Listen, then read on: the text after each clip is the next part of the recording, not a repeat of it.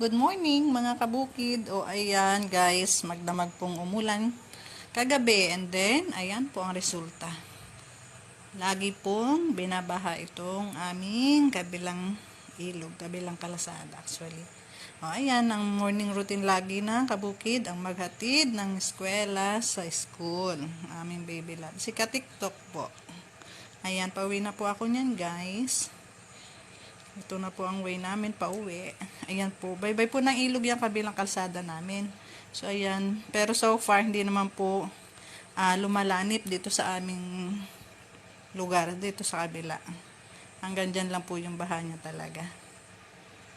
So, ayan. Makita nyo naman. Daming puno, mga kawayan. Tinaniman po yan para hindi po gumuguho ang lupa tuwing bumaha. Then, yan sa kabilang kalsada na yan. Oh, guys, tingnan naman. Ang baha. May nakatira po actually dito sa kabilang kalsada. Pero okay naman sila. Oh, ayan. And, umayos na po ang weather. Thank you for the sunshine.